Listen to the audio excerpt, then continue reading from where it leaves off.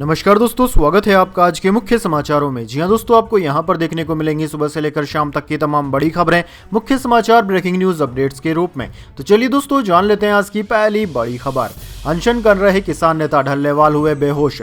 Supreme court ने पंजाब सरकार से कहा, ढल्लेवाल के टेस्ट सीटी स्कैन आपकी जिम्मेदारी है, कुछ नहीं हो रहा। जी हां दोस्तों, किसानों को फसल पर एमएसपी के गारंटी कानून के लिए 24 दिन से अनशन पर बैठे किसान नेता जगजीत सिंह ढल्लेवाल की हालत बिगड़ गई है। ढल्लेवाल गुरुवार सुबह अचानक बेहोश होकर गिर गए। उन्हें उल्टियां भी हुई। 10 मिनट बाद वे होश में आए। पुलिस के सीनियर अधिकारी खनौरी बॉर्डर पहुंचे हुए हैं। ढल्लेवाल का ब्लड प्रेशर काफी कम हो गया है। सुप्रीम कोर्ट ने गुरुवार को किसान आंदोलन पर सुनवाई की। इस दौरान सुप्रीम कोर्ट ने पंजाब सरकार से सवाल किया कि 70 साल का आदमी 24 दिन से भूख हड़ताल पर है, कौन डॉक्टर है जो बिना किसी टेस्ट के ढल्लेवाल को सही बता रहा है। सुप्रीम कोर्ट ने पंजाब सरकार से पूछा कि आप कैसे कह सकते हैं कि ढल्लेवाल ठीक है जब उनकी कोई जांच नहीं हुई, ब्लड टेस्ट नहीं हुआ, ईसीजी नहीं हुई, तो कैसे कह सकते हैं कि वह ठीक है। चलिए दोस्तों, जान लेते हैं अगली बड़ी खबर। संसद में धक्का मुक्की पर शिवराज बोले, राहुल ने गुंडागर्दी की, कांग्रेस ने लोकतंत्र को कुचला। राहुल बोले, अडानी मुद्दे से ध्यान भटकाने की बीजेपी की स्ट्रेटजी है।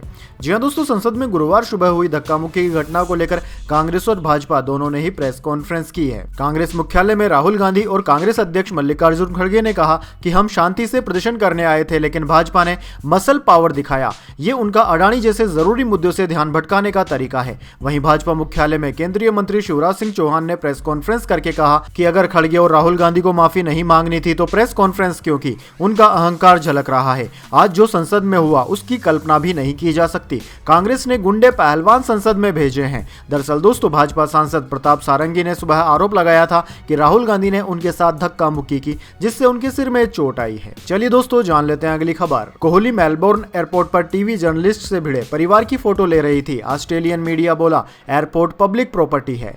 जी हां दोस्तों, दिग्गज बल्लेबाज विराट कोहली मेलबोर्न एयरपोर्ट पर ऑस्ट्रेलियन मीडिया से भिड़ गए। वे मीडिया को परिवार के फोटो लेने से मना कर रहे थे, लेकिन चैनल 7 की जर्नलिस्ट ने फोटो ली। इस पर ऑस्ट्रेलियन मीडिया ने कहा कि एयरपोर्ट पब्लिक प्रॉपर्टी है। दरअसल दोस्तों, भारतीय टीम गुरुवार को बॉक्सिंग डे टेस्ट से पहले मेलबर्न पहुंची थी। टीम इंडिया को यहां 26 दिसंबर से ऑस्ट्रेलिया के साथ बॉर्डर गावस्कर ट्रॉफी का चौथा टेस्ट मुकाबला खेलना है। 5 मैचों की सीरीज 1-1 की बराबरी पर है। चलिए दोस्तों, जान लेते हैं अगली बड़ी खबर। मुंबई में कांग्रेस दफ्तर में भाजपा कार्यकर्ताओं ने तोड़फोड़ की। सोनिया गांधी, राहुल गांधी, प्रियंका के पोस्टर्स पर काला रंग फेंका। पुलिस ने लाठीचार्ज कर खदेड़ा।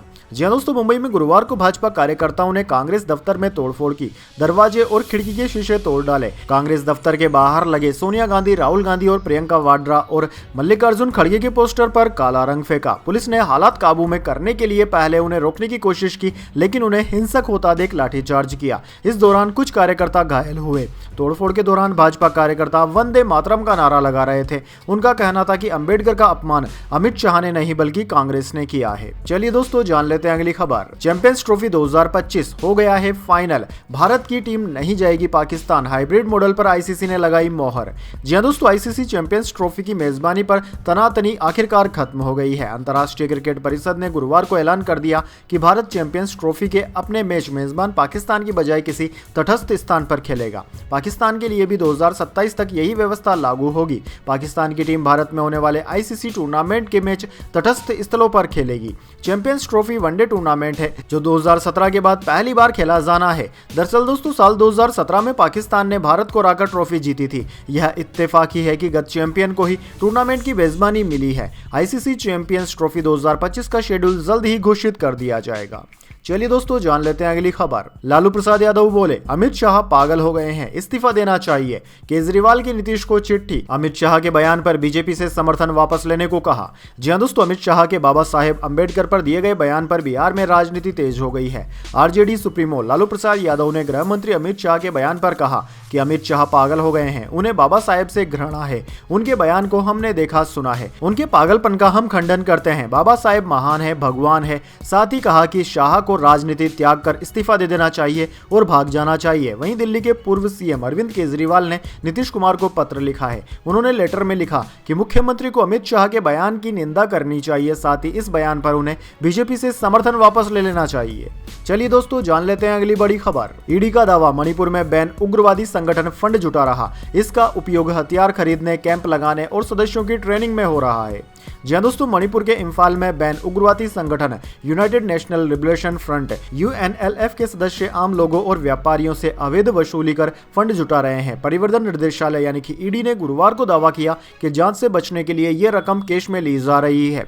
ईडी ने बताया कि prevention of money laundering act PMLA के तहत की गई जांच में सामने आया कि हथियारबंद UNLF के सदस्य नेशनल हाईवे पर अवैध टोल नाके बनाकर वसूली कर रहे हैं। चलिए दोस्तों, जान लेते हैं अगली बड़ी खबर। भाजपा महिला सांसद बोली, राहुल गांधी नजदीक आए, धमकाया। रिजिजू ने कहा, हम हाथ उठाते तो क्या होता। प्रियंका का आरोप, खड़गे को धक्का देकर गिराया।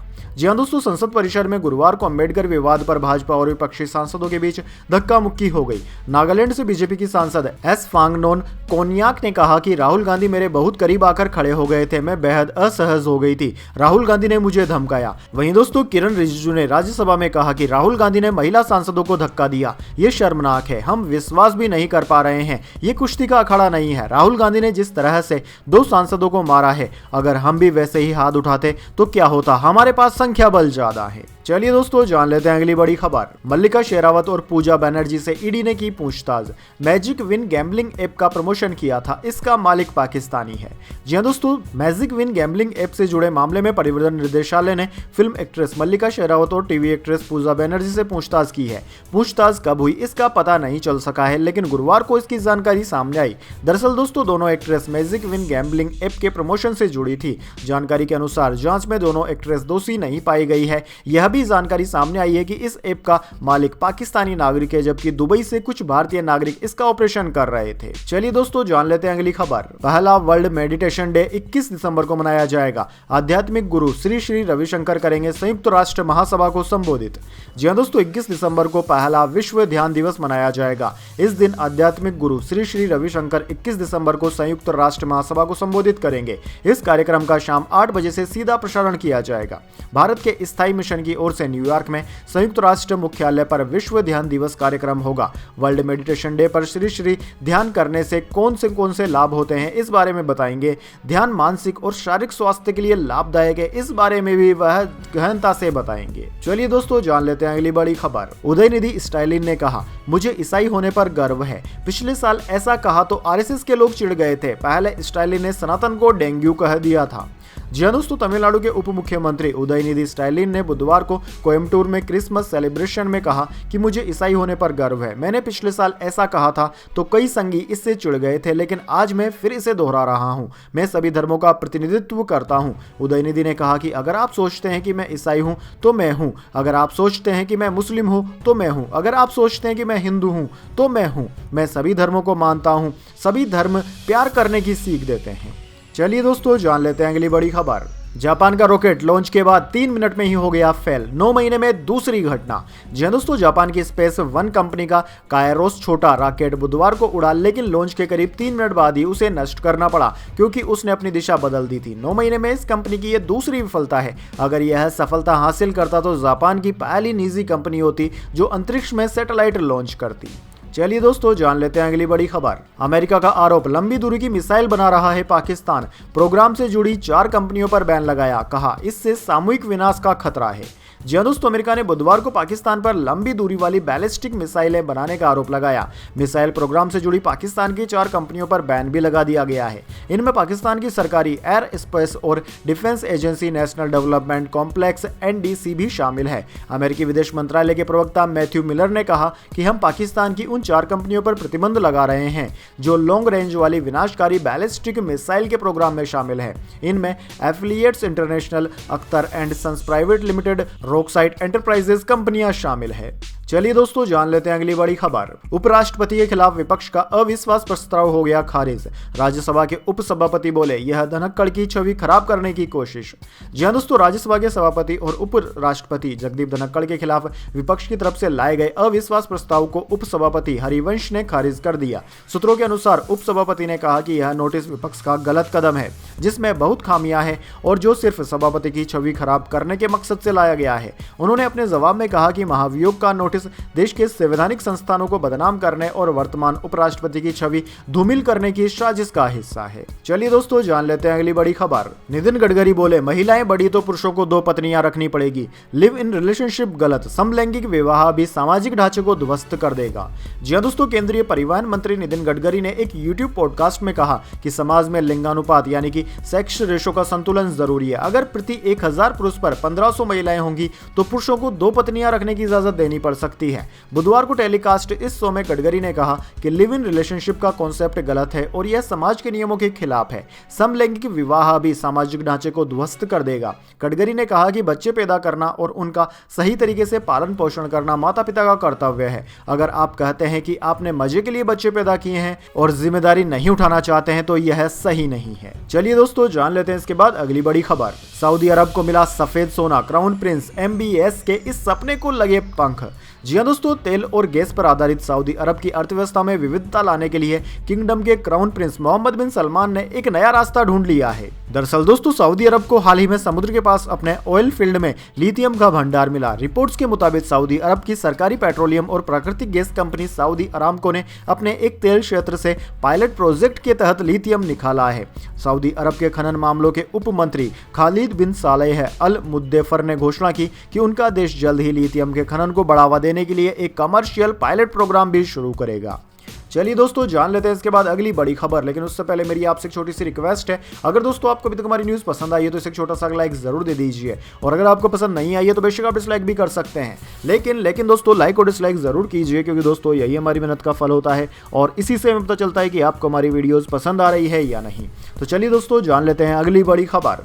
सेंसेक्स 964 अंक गिरकर 79,218 पर बंद हुआ। निफ्टी 247 अंक नीचे 23,951 पर आया। आईटी और बैंक के शेयर सबसे ज्यादा फिसले। जी हां दोस्तों, सेंसेक्स आज 964 अंकों की गिरावट के साथ 79,218 के स्तर पर बंद हुआ। वहीं निफ्टी भी आज 247 अंक की गिरावट के साथ बंद हुआ। ये 23,951 के स्तर पर आ गया है। बैंक, मेटल और आईटी शेयरों में आज सबसे ज्यादा गिरावट रही। निफ्टी, बैंक, मेटल और आईटी सभी इंडेक्स 1% से ज्यादा नीचे रहे। हालांकि फार्मा और हेल्थ केयर इंडेक्स में 1.5% से ज्यादा की तेजी रही। वहीं दोस्तों बाजार में बिकवाली से निवेशकों की वेल्थ 2.61 लाख करोड़ रुपए घट गई है। 19 दिसंबर को बीएसई पर लिस्टेड कंपनियों का मार्केट कैप 449 लाख करोड़ रुपए रह गया है। 18 दिसंबर को यह लगभग 452 करोड़ रुपए था। वहीं दोस्तों बात करें निफ्टी 50 के टॉप गेनर और टॉप लूजर स्टॉक्स की, तो दोस्तों आज के मार्केट में निफ्टी 50 के टॉप गेनर्स में डॉक्टर रेड्डीज, सिप्ला और बीपीसीएल रहे, जबकि निफ्टी 50 के टॉप लूजर्स में बजाज फिनसर्व, जेएसडब्ल्यू स्टील और बजाज फाइनेंस रहे। चलिए दोस्तों जान लेते हैं अगली बड़ी खबर। सोना 645 अंक गिरकर 76,013 पर आया। अमेरिका में ब्याज दर कटौती का असर। चांदी 2025 रुपए सस्ती हुई। जी हां दोस्तों, फेडरल रिजर्व के ब्याज में कटौती से सोने चांदी के दाम में आज बड़ी गिरावट देखने को मिली है। Indian Boolean and jeweller association की वेबसाइट के अनुसार 10 ग्राम 24 कैरेट गोल्ड का भाव 645 रुपए गिरकर 76,013 रुपए पर आ गया। इससे पहले सोने की कीमत 76,658 रुपए प्रति 10 ग्राम पर थी। वहीं दोस्तों चांदी का भाव भी आज 2025 रुपए कम होकर 87,035 रुपए पर आ गया है। एक दिन पहले चांदी के दाम 89,060 रुपए प्रति किलोग्राम पर थे। चलिए दोस्तों जान लेते हैं अगली बड़ी खबर। रुपया रिकॉर्ड ऑल टाइम लो पर आया। डॉलर के मुकाबले 14 पैसे गिरकर 85.08 पर बंद हुआ। विदेशी वस्तुएं महंगी होंगी। जी हां दोस्तों, रुपया आज अपने रिकॉर्ड ऑल टाइम लो पर पहुंच गया। इसमें अमेरिकी डॉलर के मुकाबले 14 पैसे की गिरावट देखने को मिली और अब यह 85.08 रुपए प्रति डॉलर के अब तक के सबसे निचले स्तर पर बंद हुआ। इससे पहले 18 दिसंबर 2024 को डॉलर के मुकाबले रुपया 84.94 रुपए पर बंद हुआ था। दोस्तों एक्सपर्ट्स के अनुसार रुपए में इस गिरावट की वजह हाल ही में भारतीय शेयर मार्केट में विदेशी निवेशकों के जरिए की जा रही बिकवाली है। इसके अलावा जियोपॉलिटिकल टेंशन के कारण भी रुपए पर नेगेटिव असर पड़ा है। चलिए दोस्तों जान लेते हैं अगली बड़ी खबर। अपमानित महसूस कर रहा था अश्विन, इसलिए संन्यास लिया। पिता ने किया खुलासा, कहा मुझे भी आखिरी मिनट में पता चला फैसला। जी हां दोस्तों, भारतीय ऑफ स्पिनर अश्विन के पिता रविचंद्रन ने कहा है कि उनका बेटा प्लेइंग 11 में नहीं चुने जाने से नाराज था। उसे विदेश में युवा ऑफ स्पिनर से रिप्लेस होना अपमान की तरह लग रहा था। इसी अपमान के चलते शायद अश्विन ने इंटरनेशनल क्रिकेट से रिटायर होने का फैसला किया। दरअसल दोस्तों 18 दिसंबर को ब्रिस्बेन में ऑस्ट्रेलिया और भारत के बीच बॉर्डर गावस्कर ट्रॉफी का तीसरा टेस्ट ड्रॉ हो गया था। अश्विन ने मैच के बाद प्रेस कॉन्फ्रेंस में रिटायरमेंट का ऐलान कर दिया। एजेंसी की रिपोर्ट के अनुसार अश्विन ने रोहित शर्मा से कह दिया था कि अगर प्लेइंग 11 में उनकी जगह नहीं बनती है तो बेहतर होगा कि वह टीम के साथ ट्रेवल भी न करें। चलिए दोस्तों, जान लेते हैं इसके बाद अगली बड़ी खबर। भगदड़ में घायल बच्चे से मिले अल्लू अर्जुन के पिता, बोले पीड़ित परिवार का पूरी तरह साथ देंगे, कानूनी कार्रवाई के कारण अल्लू नहीं आ सके।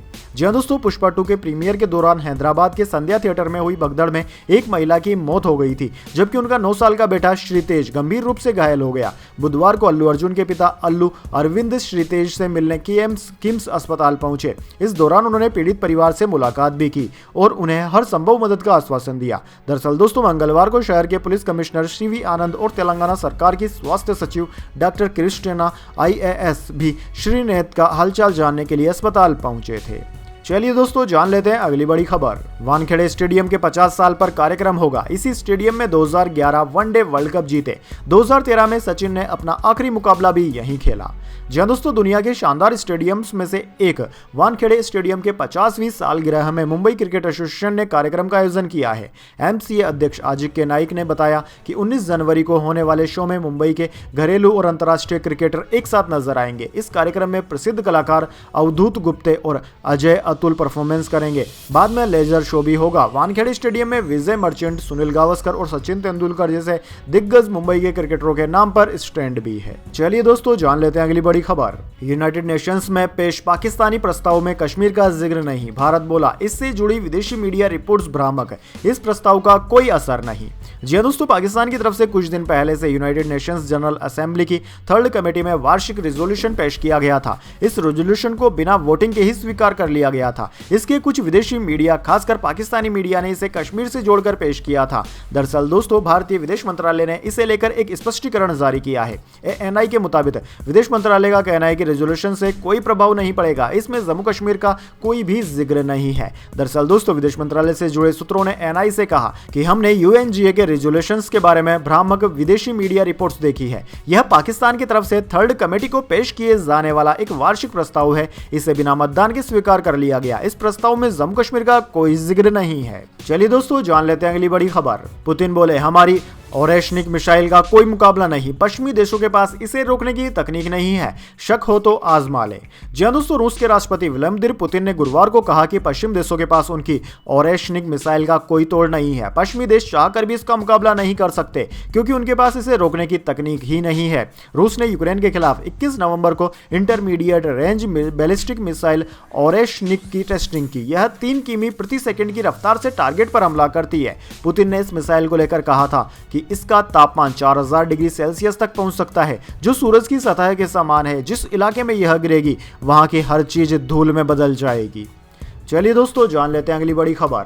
WTC फाइनल के लिए भारत को चाहिए 2 जीत, 2 ही मैच हैं बाकी। साउथ अफ्रीका और ऑस्ट्रेलिया के पास है ज्यादा मौके। जी हां दोस्तों, भारत और ऑस्ट्रेलिया के बीच ब्रिस्बेन में तीसरा टेस्ट ड्रॉ हो गया। इस नतीजे के बाद दोनों के बीच 5 मैचों की सीरीज 1-1 से बराबरी पर है। फिलहाल दोस्तों, world test championship points table में ऑस्ट्रेलिया नंबर 2 और भारत नंबर 3 पर कायम है। साउथ अफ्रीका पहले नंबर पर है। भारत को अपने दम पर फाइनल में पहुंचने के लिए बचे हुए दोनों मुकाबले जीतने होंगे। दूसरी ओर ऑस्ट्रेलिया 4 में से 3 मैच जीत ले तो भी टॉप 2 में फिनिश कर सकता है। वहीं साउथ अफ्रीका को पाकिस्तान के खिलाफ 2 टेस्ट में 1 जीत की जरूरत है।